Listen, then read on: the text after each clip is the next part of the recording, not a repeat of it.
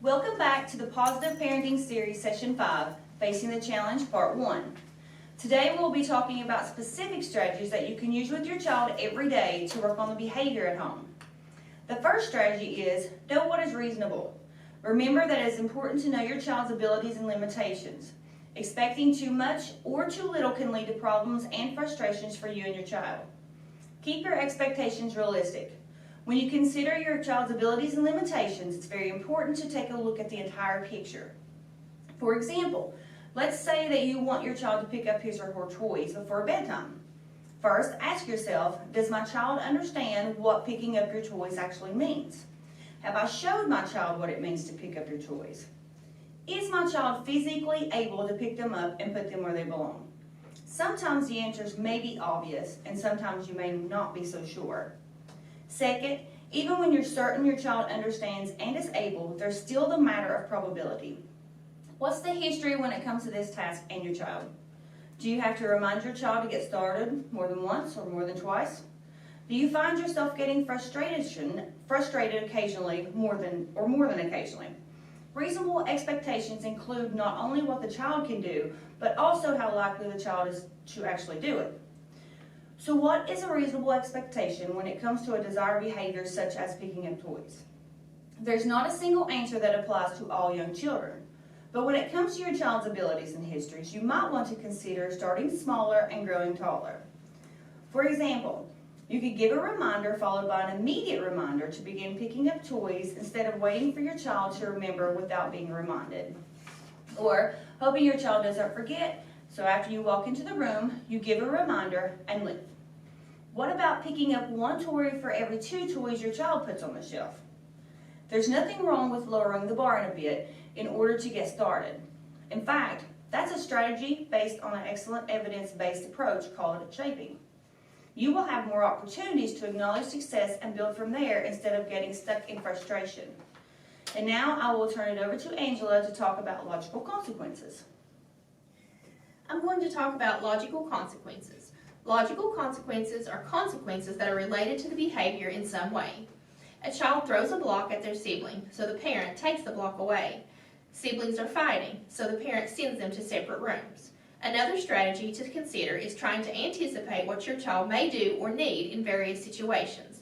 Plan ahead to set your child up for a successful experience. Hope for the best, but plan for the worst.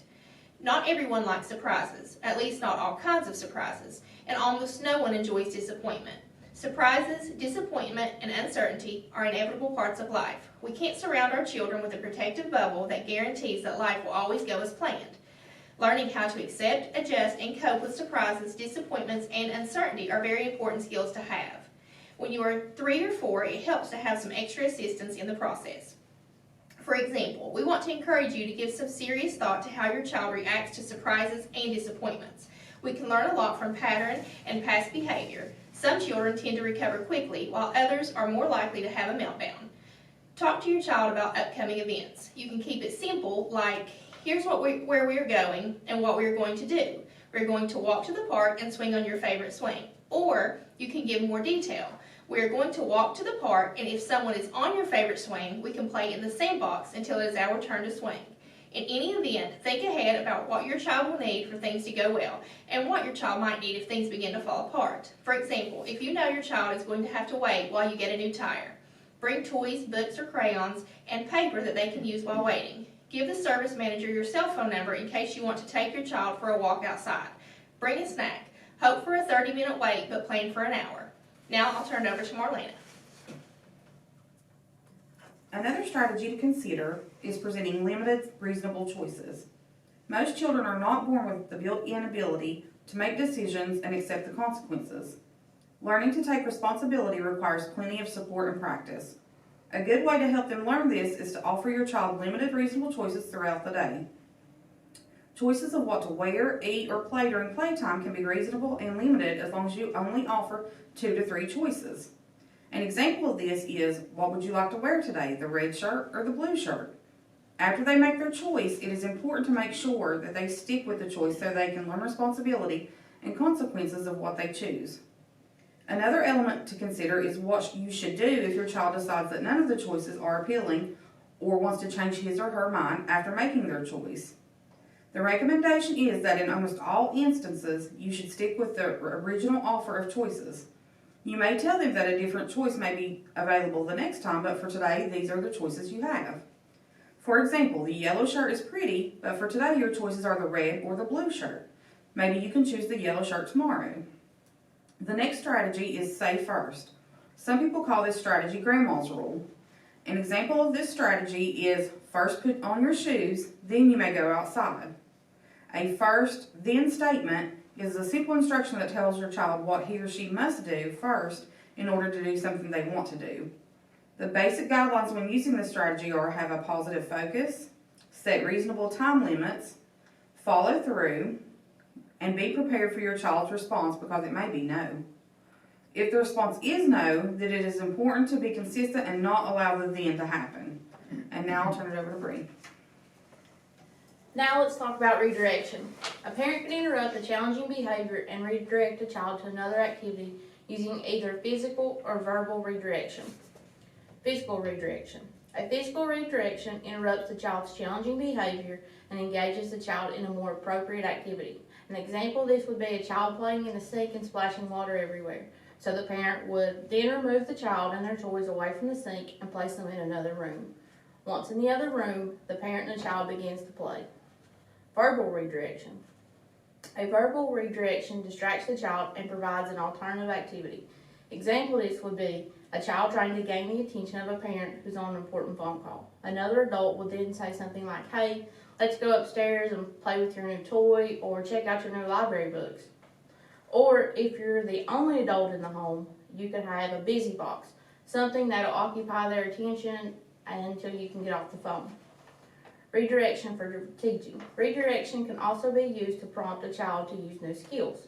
An example of this would be when a child begins to throw a tantrum because they're getting frustrated with putting a new toy together. The parent would say to the child, "You can say 'help please.'" So then the child says, "Help please," and the parent proceeds to assist putting together the toy with the child and then engage in active play.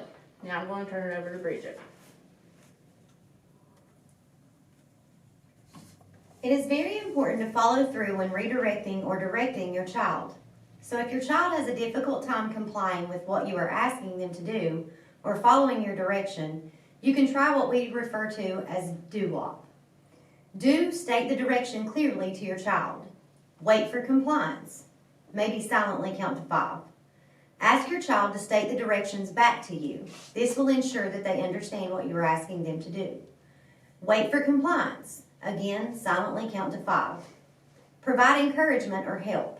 Helping your child will ensure success. It may take a few times for your child to comply after redirecting him or her. Consistency is the key to success. Now let's talk about catching your child being good. Give specific positive attention to the behavior that you want to see. This teaches your child what to do. When you see a behavior that you would like to see again, encourage it. You don't have to make a big deal about it, just acknowledge it. Tell your child how much you appreciate it. For example, "You are doing such a good job waiting for your turn on the swing. Maybe next time you can go first and they can wait their turn." Be sure to catch your child being good. I'm encouraging you to look for and pay attention to positive behavior instead of spending so much time and energy reacting to behavior that bothers you. When your child's behavior is challenging, you can either respond or ignore it. If reaction is necessary, remember that less is usually the best. Acting calmly with a minimum of attention will reduce the risk of strengthening the behavior that you wish to discourage. Remaining calm will also give you time to think about how you want to respond. The more out of control your child becomes, the more self-control you will need to use. We are modeling desired behavior for our children. When we stay calm, our child learns appropriate ways to respond to difficult situations. Your child will watch you and learn. Some of you may wonder another question. What about spanking? I would like to discuss with you a few disadvantages to spanking. Spanking makes a child fearful. It can damage your relationship with your child. It models violent behavior for your child. Parents feel guilty afterwards. When used in anger, the parent may lose control and really hurt the child unintentionally. Spanking is only effective in the short term. What can you do instead of spanking? You can use what we call neutral time. Neutral time can occur before or after your child's behavior. When your child is calm and you are calm, it's called neutral time. This is the best time to talk and everyone is calm and ready to listen. We have covered a lot of material in these sessions, and I hope that you are using the strategies successfully with your child and that you are beginning to see some progress. This will conclude our parenting curriculum, Facing Challenges. We would like to thank you for joining us today. Please don't forget to complete the pre and post surveys to be entered in a drawing for a gift card. Also, Policy Council will be scheduled soon. Hope that you can join us face-to-face or virtually. We will send out an invitation reminder when it is scheduled. Be on the lookout for our last series of the parenting curriculum soon.